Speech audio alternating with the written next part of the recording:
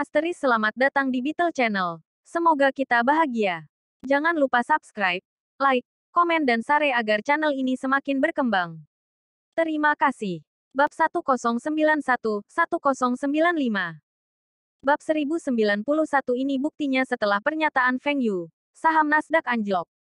Banyak orang mulai menyelidiki perusahaan blue chip mana yang dibicarakan Feng Yu. Pada saat yang sama, manajemen puncak Enron mulai panik. Orang lain mungkin tidak tahu perusahaan mana yang dimaksud Feng Yu, tetapi mereka tahu. Staf manajemen yang lebih tinggi ini telah menerima informasi orang dalam untuk berspekulasi tentang saham perusahaan mereka dan mendapatkan keuntungan darinya. Beberapa dari mereka bahkan mengambil pinjaman untuk berspekulasi atas saham mereka karena pengembaliannya sangat tinggi. Chief Financial Officer Enron bahkan mendirikan perusahaan investasi dengan teman-temannya dan menggunakan lebih dari 100 juta dolar Amerika Serikat yang mereka dapatkan dari investor untuk berspekulasi saham Enron. Bagaimanapun, ini adalah investasi yang pasti menguntungkan. Para investor yang telah membeli saham Enron akan membayar kesalahan mereka. Eksekutif Enron mengira tidak akan ada yang tahu tentang apa yang sedang terjadi di perusahaan. Bagaimana Feng Yu tahu tentang ini? Enron terpilih sebagai perusahaan paling inovatif selama beberapa tahun oleh Fortune. Itu bahkan dianugerahi sebagai salah satu dari 100 perusahaan teratas untuk bekerja. Kantor mereka direnovasi dengan baik, dan banyak orang iri. Tidak ada yang menyangka Enron memalsukan laporan keuangan mereka di bawah kemasan yang indah. Bahkan majalah Fortune tidak memperhatikan apapun. Bagaimana Feng Yu mengetahuinya? Feng Yu tidak boleh berbicara tentang Enron. Mungkin yang dia maksud adalah Microsoft. Karena sebelumnya dia adalah direktur dan pemegang saham di sana. Mungkin dia dikeluarkan dari dewan direksi karena dia mengetahui bahwa Microsoft telah memalsukan akun mereka. Ya, Feng Yu pasti berbicara tentang Microsoft. Ketika wartawan tidak dapat menghubungi Feng Yu, Jack menelepon dan meminta wawancara eksklusif lagi. Yang mengejutkan Jack, Feng Yu setuju.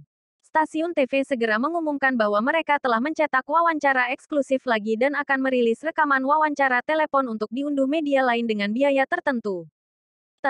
Feng. Aku Jack. Apakah kamu masih mengingatku? Tentu saja. Hanya beberapa hari setelah percakapan kita sebelumnya. Feng Yu tertawa. Merupakan suatu kehormatan bagi salah satu Taipan top dan investor paling jenius untuk mengingat saya. Tuan Feng. Tujuan utama dari wawancara ini adalah untuk berbicara tentang perusahaan blue chip yang Anda sebutkan sebelumnya. Benarkah salah satu perusahaan blue chip telah memalsukan laporan keuangannya? Jack berteriak dalam hatinya. Cepat dan jawab aku. Itu benar. Jack mengendalikan kegembiraannya dan bertanya. Bisakah saya bertanya perusahaan mana yang Anda maksud? Tentu. Itu Enron. Feng Yu menjawab. Feng Yu telah memerintahkan anak buahnya untuk menjual saham Enron. Dan dia akan mendapat untung jika harga saham Enron jatuh sekarang. Skandal akuntansi Enron akan memicu tsunami di pasar saham AS. Bahkan perusahaan blue chip pun bisa mengalami masalah yang begitu serius. Apalagi perusahaan kecil lainnya. Begitu investor tidak mempercayai pasar, tidak akan ada cara untuk menghentikan krisis. Manajemen yang lebih tinggi dari stasiun TV tercengang. Perusahaan mana yang dikatakan Feng Yu? Enron. Bagaimana ini mungkin? Enron baru saja mengumumkan bahwa harga saham mereka akan berlipat ganda kemarin. Dan saham mereka akan memberi investor keuntungan yang tinggi. Tapi Feng Yu mengatakan bahwa Enron adalah perusahaan yang memalsukan laporan keuangan mereka. Feng. Apakah Anda punya bukti untuk mendukung klaim Anda? Suara Jack bergetar. Apakah Anda semua tahu tentang keuangan? Apakah Anda semua tahu tentang hukum Benford? Dari satu set data, probabilitas angka yang dimulai dengan 1 adalah 30%. Dan probabilitas angka yang dimulai dengan 2 adalah 17,6%. Angka yang dimulai dengan 3 adalah 12,5%. Berdasarkan laporan keuangan Enron, angka tersebut tidak sejalan dengan hukum ini. Jadi, laporan keuangan mereka pasti palsu. Jack dan manajemen stasiun TV lainnya bertukar pandang. Apa yang Feng bicarakan? Hukum Benford. Probabilitas apa yang dia bicarakan? Kepala stasiun TV segera meminta anak buahnya untuk memanggil CFO stasiun untuk memintanya menjelaskan hukum Benford. Dan apakah itu dapat diandalkan? Dia tidak ingin menjadi bahan tertawaan ketika mereka merilis laporan ini. Baiklah. Saya masih memiliki beberapa pekerjaan. Mari akhiri wawancara sekarang. Setelah Feng Yu menutup telepon, Semua orang di stasiun TV berkumpul di sekitar CFO stasiun mereka. CFO telah mendengar tentang hukum Benford, tetapi ini tidak dapat digunakan sebagai bukti. Jadi, stasiun TV meminta beberapa profesional dan firma audit. Mereka mengetahui bahwa hukum Benford tidak umum digunakan dalam audit, tetapi merupakan cara yang efektif untuk memeriksa apakah ada yang mengubah angka selama audit. Setelah wawancara selesai, stasiun TV tersebut menghubungi media lain untuk menjual hak siar. Mereka akan bersiap untuk membuat pertunjukan dengan wawancara telepon ini dan mendapat penghasilan dari iklan. Feng Yu mengklaim Enron adalah perusahaan yang memalsukan laporan keuangan mereka. Enron dicurigai melakukan penipuan keuangan, dan Feng Yu mengklaim dia memiliki bukti. Laporan keuangan Enron tidak sejalan dengan hukum Benford. Ini buktinya. Feng Yu menjadi berita utama beberapa surat kabar besar, dan wawancara teleponnya diputar oleh beberapa media. Beberapa orang mempercayai apa yang dikatakan Feng Yu, tetapi mayoritas tidak mempercayainya, karena kebanyakan orang belum pernah mendengar tentang hukum Benford. Bisakah data numerik benar-benar memiliki probabilitas frekuensi? Jika Feng Yu adalah satu-satunya yang mengatakan ini, dia tidak akan meyakinkan semua orang, karena dia bukan auditor profesional. Tapi Feng Yu menyewa 2 profesor dari Harvard untuk mendukung klaimnya atas apa yang dia katakan tentang laporan keuangan Enron. Setelah artikel kedua profesor ini dipublikasikan, mereka langsung diangkat oleh media. Para profesor bersumpah bahwa apa yang mereka katakan itu benar, dan Enron memang memalsukan laporan keuangan mereka. Ini segera menyebabkan keributan. Saham Enron mulai anjlok. Semua investor, termasuk eksekutif tinggi Enron, mulai membuang saham Enron mereka. Manajemen Enron yang lebih tinggi tahu berita ini benar, dan begitu penyelidikan dimulai, semuanya akan terungkap. Citibank yang banyak berurusan keuangan dengan Enron juga mulai panik. Mereka tahu tentang masalah keuangan Enron dengan baik. Bab 1092 jatuh, sore harinya. Bos sebuah perusahaan investasi di Wall Street duduk di kantornya dan menyalakan TV untuk menonton berita. Tiba-tiba, wajah bos berubah dan dengan cepat meraih ponselnya. Buang semua saham Enron kita sekarang. Anda semua tidak perlu peduli dengan kerugiannya. Buang saja semuanya. Ini perintah.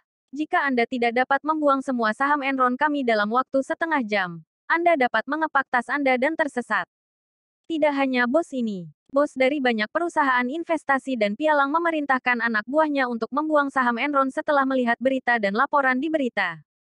Mereka yang tidak mengikuti berita itu terkejut. Apa yang sedang terjadi? Mengapa semua orang membuang saham Enron? Enron baru saja mengumumkan keuntungan tinggi kemarin, dan harga saham mereka seharusnya naik. Seseorang menduga itu mungkin penyesuaian pasar.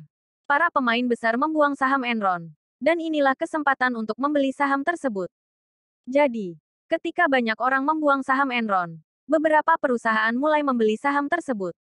Mereka adalah orang-orang yang tidak mengikuti berita. Dalam industri keuangan, tidak mengherankan jika mereka yang tidak mengikuti berita terbaru kehilangan uang.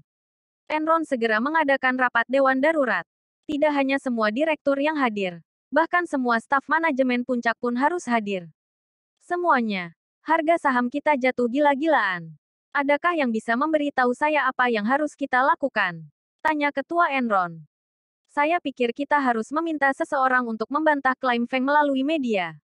Dia bukan auditor yang terlatih secara profesional, dan apa yang dia katakan tidak bisa dipercaya. Seseorang menyarankan, bagaimana dengan 2 profesor dari Harvard itu? Mereka adalah pakar terkenal di bidang ini. Kita bisa membuat mereka mengubah pernyataan mereka. Saya percaya setiap orang punya harga. Selain solusi ini, orang ini tidak bisa memikirkan sesuatu yang lebih baik. Setelah menonton berita hari ini, orang ini meminta pialangnya untuk menjual semua saham Enron miliknya. Meski membuang sahamnya sekarang akan mengakibatkan kerugian besar, kerugiannya akan lebih besar jika menunggu hingga besok. Saat ini, pihak yang tidak mengikuti berita mengetahui bahwa Enron diduga memalsukan laporan keuangannya secara online. Mereka segera mencoba untuk menjual saham Enron mereka tetapi menemukan tidak ada yang membeli, dan harga saham jatuh. Saham yang mereka pegang sekarang tidak berharga. Para pialang dan bos perusahaan investasi yang membeli saham Enron tadi sore menangis. Mereka mengira telah mendapatkan tawaran yang bagus, tetapi ternyata itu adalah jebakan. Sekarang, saham-saham tersebut akan membusuk di tangan mereka. Dan ketika pasar dibuka besok, harga saham akan terus turun. Mereka yang berhasil membuang saham Enron lebih awal merasa lega. Meski mereka menderita kerugian besar, itu lebih baik daripada kehilangan segalanya. Jatuh, jatuh, jatuh. Hahaha, Feng, kamu luar biasa. Harga saham Enron benar-benar mulai anjlok. Mengapa perusahaan sebesar itu menerbitkan begitu sedikit saham? Jika tidak, kami akan mendapatkan keuntungan yang lebih tinggi. Kirilenko menjawab, ini dianggap cukup baik. Anda telah memberitahu saya bahwa Anda ingin berinvestasi di perusahaan ini di masa lalu. Feng Yu memutar matanya ke arah Kirilenko. Jika Kirilenko berinvestasi di Enron, dia akan kehilangan semua investasinya. Ya, mungkin pengadilan akan memerintahkan Citibank dan perusahaan lain untuk memberikan kompensasi. Tapi kompensasi tidak akan cukup untuk menutupi kerugian. Saya telah memecat broker itu. Dia hanya tahu bagaimana mengikuti tren dan tidak ada yang lain. Mengapa saya harus memberinya komisi tinggi? Kirilenko menjawab dengan marah. Broker yang dia pekerjakan tidak ada di dekat staf Feng Yu. Kali ini, Feng Yu dan Kirilenko telah menggunakan saham pendek Enron melalui perantara, dan mereka hanya perlu membayar biaya minimum. Sangat disayangkan bahwa Feng Yu dan Kirilenko hanya dapat mempersingkat jumlah saham yang terbatas. Meskipun persentase pengembaliannya tinggi, keuntungan sebenarnya tidak banyak. Tapi itu cukup untuk menutupi kerugian yang mereka dapatkan dari membuang saham teknologi mereka. Saat Feng Yu sedang mengobrol dengan Kirilenko, Ralph mengetuk pintu dan masuk. Bos, Enron telah membuat pernyataan resmi bahwa Anda menodai reputasi mereka. Dan mereka tidak pernah memalsukan laporan keuangan mereka. Mereka telah menyewa pengacara untuk menuntut Anda dan CNN, dan menuntut permintaan maaf dan kompensasi publik. Setelah Enron merilis pernyataan ini, harga sahamnya berhenti turun. Para investor terpecah menjadi dua kubu. Satu pihak terus membuang saham Enron, dan pihak lain membeli saham tersebut dengan harga rendah. Kirilenko mengerutkan kening. Mereka tidak tahu malu. Apakah mereka mengatakan sesuatu tentang hukum Benford? Feng Yu tertawa dan melambaikan tangannya. Tidak apa-apa. Saya pikir firma audit yang mengaudit Enron akan segera memberi kami jawaban. Hari itu, sebuah firma audit terkemuka memecat dua auditor senior. Feng Yu baru saja mengatakan Enron telah memalsukan laporan keuangan mereka. Firma audit tersebut memecat dua auditor senior. Siapa yang akan percaya bahwa kedua insiden ini tidak berhubungan? Setelah pemecatan dua auditor senior terungkap, saham Enron mulai jatuh lagi. Feng, haruskah kita membeli saham untuk posisi pendek kita? Kirilenko bertanya. Feng Yu menggelengkan jarinya. Jangan cemas. Harga saham hanya turun sedikit hari ini.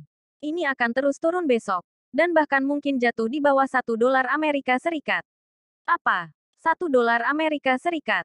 Harga saham mereka lebih dari $60 Amerika Serikat pagi ini. Mata Kirilenko hampir keluar. Semuanya mungkin. Perusahaan ini terlibat dalam penipuan akuntansi. Dan mereka akan dituntut di pengadilan. Peringkat kredit mereka juga akan turun. Dan itu akan menjadi pukulan mematikan bagi Enron. Selanjutnya, pikirkan mengapa kami menjual saham Citibank. Anda mengatakan bahwa Citibank akan terlibat dengan Enron. Jika Citibank terlibat, harga saham mereka juga akan anjlok. Tentu saja, Citibank adalah salah satu lembaga keuangan paling terkenal di Wall Street.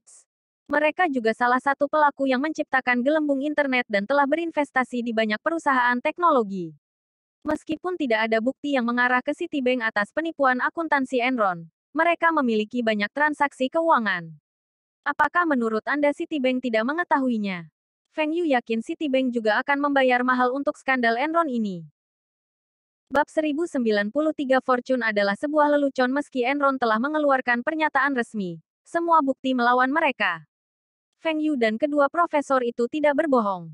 Para profesor juga mengungkapkan bahwa staf manajemen yang lebih tinggi dari Enron ingin menyuap mereka tetapi ditolak. Para profesor juga tidak menanggapi rumor bahwa mereka akan menjadi konsultan Win and Rain Consulting di masa depan. Harga saham Enron terus turun. Tidak ada yang bisa menjual saham Enron mereka setelah pasar dibuka, karena tidak ada yang berani membelinya. Staf manajemen yang lebih tinggi dari Enron telah menjadi pucat. Meski begitu, di saat yang sama, agensi majalah lain dikerumuni wartawan. Marshall, Fortune telah menganugerahkan Enron sebagai salah satu dari 100 perusahaan terbaik untuk bekerja. Apa yang Anda semua katakan tentang para eksekutif Enron yang memanipulasi saham perusahaan mereka? Marshall. Fortune telah mendaftarkan Enron sebagai salah satu perusahaan inovasi teratas selama bertahun-tahun. Apakah Anda semua merujuk pada cara inovatif mereka untuk melakukan penipuan akuntansi? Apakah majalah Fortune menerima bayaran dari perusahaan dengan imbalan peringkat tinggi dan untuk menyesatkan investor? Marshall, pemimpin redaksi majalah Fortune, dihujani pertanyaan oleh para wartawan. Apa semua pertanyaan ini? Majalah kami memiliki cara kami sendiri dalam mengevaluasi perusahaan-perusahaan tersebut. Bagaimana saya tahu Enron telah memalsukan laporan keuangan mereka? Orang-orang yang telah membeli saham Enron juga tidak mengetahui apapun tentang hal ini. Kami hanya dapat mewawancarai eksekutif Enron dan mengevaluasi laporan keuangan mereka sebelum kami memeringkat mereka. Semua reporter ini juga tidak tahu apa-apa tentang penipuan tersebut sebelum Feng Yu mengungkapnya. Siapa yang berani mengatakan bahwa majalah Fortune hanya melayani orang kaya? Majalah kami menargetkan segmen pengusaha dan berpenghasilan menengah ke atas dan telah mengevaluasi perusahaan-perusahaan tersebut secara objektif. Kami bersikap adil dan tidak memihak ketika kami memeringkat perusahaan-perusahaan itu. Mengapa kita menodai reputasi kita sendiri? Di antara laporan, reporter Forbes telah mengajukan pertanyaan yang paling tajam. Semua orang tahu bahwa Forbes juga ingin membuat perusahaan top 500 mereka sendiri secara global. Tetapi semua orang hanya mengakui Fortune 500. Chief, beberapa media ingin kita mengadakan konferensi pers. Marshall melambaikan tangannya. Beritahu mereka bahwa kami akan mengadakan konferensi pers besok pagi jam 10 pagi. Saya akan menyampaikan keprihatinan mereka selama konferensi pers, dan memberitahu semua editor dan kepala departemen untuk datang ke rapat dalam 10 menit. Fortune adalah perusahaan swasta. Tetapi perusahaan-perusahaan di kehidupan sebelumnya Feng Yu sangat ingin terdaftar di Fortune 500. Tetapi bagi Feng Yu, kriteria evaluasi Fortune memiliki masalah serius. Mereka menggunakan nilai perusahaan, pengaruh, pengakuan merek, DEL untuk mengevaluasi perusahaan. Tetapi mereka tidak mempertimbangkan tingkat pengembalian perusahaan, rasio utang, DEL. Survei pasar yang dilakukan oleh Fortune adalah omong kosong. Berapa banyak reporter yang dimiliki Fortune? Sekalipun mereka telah menyewa perusahaan eksternal untuk melakukan survei ini, data yang terkumpul juga tidak akurat. Feng Yu merasa bahwa potensi keuntungan perusahaan, DEL, harus dipertimbangkan saat mengevaluasi perusahaan. Jika rasio hutang perusahaan terlalu tinggi, perusahaan mungkin mengalami masalah kapan saja. Lihatlah perusahaan Fortune 500 tahun lalu.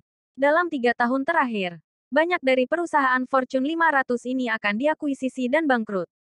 Bagaimana sebuah perusahaan yang akhirnya diakuisisi atau bangkrut dalam waktu 3 tahun menjadi salah satu dari 500 perusahaan teratas dunia? Apakah manajemen perusahaan itu bodoh? Tentu saja tidak. Potensi perusahaan tersebut dibesar-besarkan oleh Fortune. Banyak dari perusahaan ini adalah cangkang kosong. Jika perusahaan-perusahaan ini tidak dapat mengumpulkan dana dari pasar saham, mereka akan merugi. Nilai perusahaan-perusahaan ini didasarkan pada harga saham mereka dan dukungan pinjaman bank. Tetapi para eksekutif perusahaan-perusahaan ini tidak akan rugi. Ketika harga saham perusahaan naik, aset eksekutif akan meningkat, menghasilkan banyak uang jika mereka menjual sahamnya. Para eksekutif tidak akan peduli jika perusahaan tutup, atau investor kehilangan uang. Feng Yu selalu merasa mengapa saya harus membiarkan orang lain memeringkat perusahaan yang saya dirikan. Inilah yang selalu dilakukan AS. Mereka juga merasa paling kuat di dunia dan dapat memeringkat orang lain. Tapi Feng Yu tidak menyukai ini. Mungkin juga karena Win and Rain Holdings dan Taihua Holdings berada di luar peringkat 100 teratas di Fortune 500. Jika Anda menempatkan saya sebagai yang pertama, Feng Yu tidak akan keberatan. Tapi Anda memberi peringkat begitu banyak perusahaan buruk sebelum saya. Beraninya kamu. Feng Yu juga ada kaitannya dengan saga majalah Fortune. Dia ingin memberitahu semua orang untuk tidak mempercayai Fortune atau majalah serupa lainnya secara membabi buta. Laporan dan data keuangan bisa direkayasa. Ketika majalah Fortune menangani krisis PR mereka, Feng Yu sedang menonton pertandingan bola basket. Dia tidak menyangka tim Win and Rain tampil sangat baik tahun ini. Mereka lolos ke babak playoff. Lebih penting lagi, lawan mereka adalah Blazers. Bagus. Feng Yu bertepuk tangan dan bersorak. Pers baru saja mencetak gol. Carter menampilkan ciri khasnya 360 windmill dung. Sontak, penonton dicemooh karena laga ini dimainkan di kandang Blazers. Paul Allen menatap Feng Yu dengan marah. Dia sangat marah dengan Feng Yu karena mencarter penerbangan untuk 100 penggemar yang beruntung datang ke Portland. Tapi Paul Allen lupa bahwa dia telah membawa 2.000 penggemar kelak. Telepon Feng Yu berdering, dan dia berjalan ke samping untuk menjawab. Ralph, ada apa, bos? Fortune, pemimpin redaksi Marshall, mengklaim tidak ada masalah dengan pemilihan perusahaan mereka. Dan para reporter itu dihasut oleh seseorang. Seorang reporter bertanya apakah dia merujuk pada Anda. Dan Marshall tidak mengakui atau menyangkalnya. Hah, mereka tahu tentang saya. Tapi apa yang bisa mereka lakukan? Saya mengatakan yang sebenarnya. Lepaskan pernyataan atas nama saya. Kriteria evaluasi majalah Fortune memiliki masalah serius. Jika tidak, mengapa Enron terdaftar di daftar mereka? Daftar mereka adalah lelucon. Feng Yu mencibir. Bos, apakah Anda benar-benar ingin mengeluarkan pernyataan ini? Ralph terkejut. Ini berarti berselisih dengan Fortune. Dan majalah Fortune mungkin membalas dengan menodai perusahaan mereka. Lakukan saja, Feng Yu menjawab. Jadi, nama Feng Yu kembali muncul di berita utama. Feng Yu menyatakan bahwa peringkat dan daftar Fortune adalah lelucon. Masalah Fortune ini telah menjadi yang terendah dalam sejarah mereka. Bab 1094, pemenang dan pecundang menyapu bersih. Tim angin dan hujan menang melawan Blazers. Di awal musim, Blazers masih menjadi favorit untuk menang. Tim papan bawah tahun lalu ini hanya menambahkan mantan pemain All-Star, Ola Juwon, dan pemain China. Mereka berhasil melewati babak pertama playoff. 3 hari kemudian, Paul Allen masih marah atas panggilan Feng Yu untuk mengundangnya ke makan malam perayaan yang terakhir. Paul Allen sangat marah. Dia tidak menyangka timnya, yang terdiri dari lebih banyak bintang, gaji lebih tinggi, dia harus memecat manajer dan pelatih tim yang tidak berguna itu. Paul Allen juga mengutuk Feng Yu untuk kalah di babak kedua. Namun yang mengejutkan Paul Allen, tim angin dan hujan memenangkan putaran kedua. MVP kali ini bukan Ola Juwon. Carter dan Perslah yang menampilkan penampilan luar biasa. Mereka masing-masing telah mencetak lebih dari 25 poin melawan San Antonio Spurs, dan akurasi mereka lebih dari 50%. Feng Yu juga terkejut dengan penampilan timnya. Dia tidak menyangka para pemain mudanya menjadi luar biasa, dan Rodman telah banyak berkembang setelah memasuki babak playoff. Di babak selanjutnya, tim Win and Rain akan menghadapi Lakers. Angin dan hujan vs Lakers. Banyak orang bertaruh pada Lakers untuk menang pada awalnya. Selama babak playoff, Lakers adalah salah satu favorit panas untuk memenangkan kejuaraan. Namun penampilan tim angin dan hujan mengejutkan semua orang. Lebih jauh lagi, Shaq mungkin menang melawan Ola Juwon karena dia pernah kalah darinya sebelumnya. Feng Yu juga tidak mengira timnya akan menang melawan Lakers, karena Shaq berada di puncak sekarang. Sulit bagi pemain manapun untuk menghentikannya. Untungnya bagi Feng Yu, Kobe, dan pemain Lakers lainnya tidak dalam kondisi terbaiknya. Semuanya. Apakah Anda semua percaya diri untuk menang melawan Lakers? Arena ini disebut arena angin dan hujan. Jika Lakers menang, itu akan menjadi aib bagi kami. Feng Yu bertepuk tangan dan berkata. Semua pemain terdiam, kata pelatih Karl. Bos, saya punya cara untuk menghentikan Shaq. Kami akan menggunakan strategi yang sama yang digunakan oleh San Antonio Spurs. Jangan lupa, kami akan memiliki beberapa pemain cadangan yang bagus. Hack Shaq. Shaq tidak pandai melempar bebas. Kami akan fokus pada permainan ofensif cepat dari luar lapangan untuk pertandingan kami. Shaq tidak akan memiliki stamina untuk mengimbangi kita. George Karl bagus dalam permainan serangan balik. Dan para pemainnya sekarang cocok untuk strategi ini. Bagus. Jika kalian semua bisa menjadi juara tahun ini, saya tidak akan menahan diri selama kontrak ulang. Saya tidak peduli dengan pajak barang mewah. Yang saya inginkan adalah melihat kami menang. Carter, Pers, dan para pemain sangat gembira. Mereka khawatir hanya satu dari mereka yang bisa bertahan di tim saat kontrak mereka habis. Jika mereka bisa tetap di tim dan mendapatkan gaji yang lebih tinggi, itu akan luar biasa. Lewis, Billups, Alston, dan yang lainnya bertekad untuk mendapatkan kontrak besar untuk memenangkan kejuaraan. Wang Zizi, kamu tidak banyak bermain dalam beberapa pertandingan terakhir. Apakah Anda memiliki sesuatu untuk dikatakan? Feng Yu bertanya. Wang Zizi menjawab. Tidak, aku akan fokus pada pertahanan dan kecepatanku. Pertahanan Wang Zizi di bawah rata-rata dibandingkan pemain lain. Jika bukan karena akurasinya, pelatih Karl bahkan tidak akan menggantikannya. Ketika Feng Yu menyemangati timnya, Paul Allen telah memasang taruhan besar pada Lakers untuk memenangkan kejuaraan dengan seorang bandar taruhan. Dia menelepon Feng Yu untuk memberitahunya tentang taruhannya. Kirilenko sedang bersama Feng Yu saat Paul Allen menelepon. Dia bertanya berapa taruhan Paul Allen. 1 juta USD. Bagus. Saya akan bertaruh 2 juta USD pada tim angin dan hujan untuk memenangkan kejuaraan. Feng Yu berpikir sejenak, dan bertaruh 2 juta untuk timnya. Pemilik tim tidak dapat memasang taruhan apapun, tetapi Feng Yu dapat memasang taruhannya atas nama orang lain. Contohnya Ralph. Ketika Paul Allen mengetahui Feng Yu dan Kirilenko bertaruh pada angin dan hujan untuk menang, dia tertawa. Apakah Anda semua berpikir pemain Anda dapat menghentikan Shaq?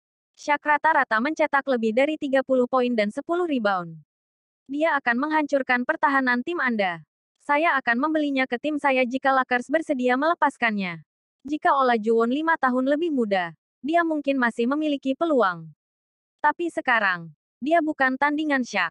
Setelah Feng Yu menjual saham Microsoft miliknya, harga saham Microsoft jatuh. Meski penurunannya tidak banyak dan sedikit pulih setelah mereka mengumumkan peluncuran sistem operasi barunya, harga sahamnya masih jauh dari puncaknya. Feng Yu telah mengekspos Enron untuk memalsukan keuangan mereka dan menyebabkan banyak harga saham perusahaan terkait anjlok. Secara keseluruhan, semua saham terkait teknologi jatuh, dan nilai pasar Microsoft terpengaruh olehnya. Semuanya salah Feng Yu. Itu sebabnya Paul Allen tidak akan melewatkan kesempatan untuk mempermalukan Feng Yu. Shaq menatap ke arah center forward Win and Rain. Pertandingan baru saja dimulai, dan Anda telah melakukan pelanggaran 4 kali. Bisakah Anda bermain dengan benar? Kenapa kau selalu menarikku kembali? Penyerang tengah itu menatap Shaq tanpa mundur.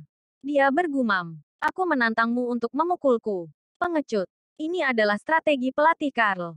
Provokasi Shaq dan kacaukan momentumnya. Shaq tidak gegabah dan impulsif. Dia menahan amarahnya, dan melewatkan kedua lemparan bebas. Setelah Rodman mendapatkan rebound, dia mengoper bola ke Billups.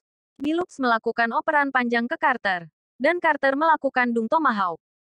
Saat Carter berlari melewati Kobe, katanya, bagaimana rasanya menjadi pesuruh seseorang? Kobe menjadi geram dan mulai bertindak sendiri, mengacaukan strategi Lakers.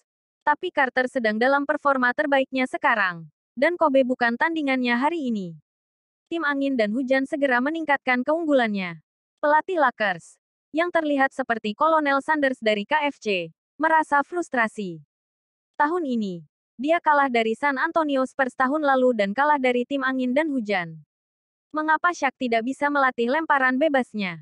Juga, bukankah aku sudah memberitahumu untuk tidak melakukan pelanggaran apapun terhadap Olajuwon? Mengapa Anda tidak bisa mengikuti instruksi sederhana? Kobe itu tidak sehebat Jordan tapi sombong seperti dia. Kenapa dia terus bermain 1 lawan 1? Apakah kamu tidak tahu ketika Jordan bermain solo, dia tidak pernah masuk final? Saat peluit akhir dibunyikan, Feng Yu tertawa. Mereka menang melawan Lakers. Di pertandingan berikutnya, angin dan hujan menang melawan Pacers. Olajuwon kembali mengungguli lawan-lawannya. Meski tidak mencetak banyak poin, dia menghancurkan pertahanan Pacers. 4-2. Lawin and Rain telah memenangkan kejuaraan NBA. Pelatih Karl dan para pemain menangis kegirangan. Ini kali pertama mereka menjadi juara. Feng Yu tertawa terbahak-bahak karena ini di luar dugaannya. Kirilenko tertawa gembira. Feng, kita menang. Kami memenangkan taruhan. Kirilenko tidak peduli dengan kemenangan dari bandar taruhan. Dia bersemangat untuk memenangkan taruhan melawan Paul Allen. Paul Allen linglung di depan TV. TV menayangkan perayaan tim angin dan hujan. Ini adalah pertama kalinya tim ini memenangkan kejuaraan. Dan ini baru tahun kedua setelah Feng Yu mengambil alih tim ini. Feng Yu mengenakan kacamata hitam. Tetapi Paul Allen dapat dengan jelas melihat seringai lebar di wajah Feng Yu. Ledakan. TV Paul Allen pecah saat dia melempar remote control ke layar. Apakah saya benar-benar pecundang dibandingkan dengan Feng Yu? Bab 1095 sebuah gelembung telah terbentuk di Tiongkok. Feng Yu menemukan bahwa begitu dia menjadi terkenal, apapun yang dia lakukan akan muncul di berita utama. Dia telah mencoba untuk tidak menonjolkan diri baru-baru ini. Tetapi setelah Lawin and Rain memenangkan kejuaraan NBA, nama Feng Yu muncul di berita utama lagi. Feng Yu juga tidak berdaya tentang ini. Timnya telah bermain bagus, dan itu harus menjadi penghargaan pelatih, manajer tim, dan para pemain. Feng Yu sama sekali tidak ingin muncul di berita utama. Beberapa media olahraga bahkan ingin mewawancarai Feng Yu. Mereka ingin tahu apakah Feng Yu berniat membeli tim lain, seperti tim sepak bola, tim bola basket putri, tim bisbol, Tapi Feng Yu menolak semua wawancara. Dia telah membeli tim bola basket ini untuk bersenang-senang dan tidak mencari untung darinya. Adapun tim lain, dia tidak tertarik. Feng Yu lega telah menandatangani kontrak pengesahan selama 3 tahun dengan para pemainnya sebelum memenangkan kejuaraan. Jika tidak, biaya pengesahan akan beberapa kali lebih tinggi, misalnya Pers yang menjadi MPV tahun ini. Performa finalnya mengesankan semua orang, dan Carter, yang kehilangan MPV tahun ini dari Pers, juga jauh lebih berharga. Feng Yu telah memenangkan 1,2 juta dolar Amerika Serikat dari taruhannya, dan dia menggunakan kemenangannya sebagai hadiah untuk timnya. Setelah juara tahun ini, penjualan hak siar tahun depan akan lebih tinggi. Beberapa stasiun TV telah membeli hak siar untuk 3 tahun ke depan, dan jersey tim, tiket, iklan arena, telah meningkat pesat. Elgin berjanji pada Feng Yu bahwa tim akan mendapat untung mulai tahun depan dan seterusnya. Sebenarnya, tim sudah untung setelah masuk babak playoff. Tidak ada yang mengharapkan tim terbawah menjadi menguntungkan dalam waktu 2 tahun. Feng Yu tidak peduli dengan semua ini. Bahkan jika tim tidak memberinya pengembalian, dia tidak mengalami kerugian untuk investasi ini karena nilai tim telah meningkat pesat. Kirilenko sedang berpikir untuk membentuk tim bola basket Rusia di NBA. Dan Feng Yu juga ingin mencoba membentuk tim yang penuh dengan pemain Tiongkok. Bahkan jika dia tidak bisa melakukan itu, dia ingin mengirim pemain China untuk melatih pemain NBA. Tim bola basket Tiongkok telah ditempatkan di AS untuk pelatihan. Dan Feng Yu meminta pengintai untuk mencari pemain bagus yang cocok dengan timnya. Liga bola basket di Cina tidak mapan seperti AS. Sulit bagi pemain bola basket profesional Tiongkok untuk mencari nafkah. Keputusan Feng Yu untuk merekrut pemain China diterima dengan baik oleh para pemain dan administrasi umum olahraga China. Pada saat yang sama, Feng Yu secara tidak langsung membantu Wen Dongjun dalam kariernya. Dia dipromosikan dari kepala bagian kecil menjadi kepala departemen. Beberapa hari yang lalu, Feng Yu telah menyelesaikan posisi singkatnya di saham Enron. Feng Yu, Kirilenko, dan Furongqi telah menghasilkan beberapa ratus juta USD dari transaksi ini. Mereka telah menderita beberapa kerugian saat membuang Microsoft dan saham terkait teknologi lainnya sebelumnya. Namun, pengembalian dari saham Enron jauh lebih tinggi daripada kerugiannya. Citibank juga digugat oleh pengadilan karena berurusan dengan Enron. Selama periode ini, harga saham Enron jatuh di bawah 5 dolar Amerika Serikat. Tidak ada yang mengharapkan ini terjadi. Mereka yang mempercayai apa yang dikatakan eksekutif puncak Enron menderita kerugian besar. Mereka tidak menyangka Enron benar-benar merekayasa laporan keuangan mereka. Harga saham Enron terus anjlok, dan semua eksekutif puncak dan direktur Enron digugat. Tetapi mereka semua telah mengalihkan aset mereka sebelum ditangkap. Beberapa dari mereka telah mentransfer kekayaan mereka kepada orang tua, pasangan, anak-anak, Karena implikasi Enron, harga saham Citibank pun jatuh. Ada desas-desus bahwa Citibank harus memberi kompensasi hingga 2 miliar dolar Amerika Serikat. Namun saat ini, pasar saham juga mulai pulih. Beberapa perusahaan blue chip mulai menarik pasar, tetapi saham terkait teknologi terus menurun. Terutama Nasdaq. Mayoritas saham terkait internet dan teknologi terdaftar di Nasdaq. Indeks Nasdaq sempat meningkat sedikit sebelum mulai berfluktuasi. Pasar saham memasuki periode tidak aktif, dan investor tidak lagi berinvestasi di saham terkait internet dan teknologi. Saat ini, AT&T mengumumkan kerugian besar. Pengumuman ini mempercepat pecahnya gelembung internet. Beberapa tahun ini, AT&T telah memasang kabel serat optik untuk meningkatkan kapasitas transmisi internet lebih dari 10 kali lipat. Tetapi permintaan hanya meningkat kurang dari 3 kali lipat. AT&T telah menerbitkan saham untuk mengumpulkan dana, dan ini menambah hutang mereka. Namun, keuntungannya tidak cukup untuk menutupi hutang mereka. Beberapa perusahaan telekomunikasi terpaksa diakuisisi, dan beberapa dinyatakan bangkrut. Ada sekitar 10 juta pengguna internet saat ini di China, dan angka ini sangat tinggi berkat game online, Legend of Mir. Ketika perusahaan Sohu, Sina, Netis, Dell, terdaftar di Nasdaq, banyak perusahaan menyadari potensi internet. Dengan demikian, orang-orang di China juga mulai berinvestasi di saham internet. Mereka berinvestasi di perusahaan internet secara membabi buta. Feng Yu tahu harga saham beberapa perusahaan internet akan melonjak setelah mereka terdaftar di pasar saham China. Namun, ketika dia mendengar tentang perusahaan-perusahaan itu atau nama-nama pemiliknya, dia menyadari bahwa dia belum pernah mendengarnya di kehidupan sebelumnya. Mitos menjadi jutawan melalui internet terlalu menggiurkan bagi investor. Banyak perusahaan internet Cina mulai memburu karyawan dengan gaji tinggi. Mereka bahkan berhasil membajak staf Microsoft dari kantor mereka di China. Gaji yang ditawarkan bahkan lebih tinggi dari yang dibayarkan Microsoft kepada mereka. Beberapa perusahaan internet beriklan secara agresif di papan reklame, TV, Dell. Tetapi tidak ada yang tahu apa yang dilakukan perusahaan-perusahaan ini. Perusahaan-perusahaan ini hanya berusaha meningkatkan eksposur mereka untuk mengumpulkan dana melalui pasar saham. Perusahaan-perusahaan ini memamerkan kekayaan mereka untuk memberitahu investor lain bahwa perusahaan itu kaya. Semua investor akan mendapatkan pengembalian yang tinggi jika mereka membeli saham perusahaan. Bagaimana jika perusahaan kehabisan uang? Menerbitkan lebih banyak saham, dan perusahaan akan memiliki uang untuk dibelanjakan lagi. Ini adalah lingkaran setan. Dan begitu gelembung ini pecah, para investor akan kehilangan uangnya. Kepada pemegang saham utama perusahaan, mereka tidak peduli karena mereka tidak dapat membuang saham mereka dalam waktu dekat. Selama periode ini, banyak perusahaan mendekati Taihua Consultancy untuk mendapatkan pendanaan. Tapi mereka semua ditolak oleh Sun Liji. Feng Yu telah menginstruksikan mereka untuk tidak berinvestasi di perusahaan-perusahaan ini. Jadi, Sun Liji menolak banyak orang hingga seorang pria bernama Lian Hong muncul. Bersambung. Terima kasih telah menyaksikan dan mendukung channel ini.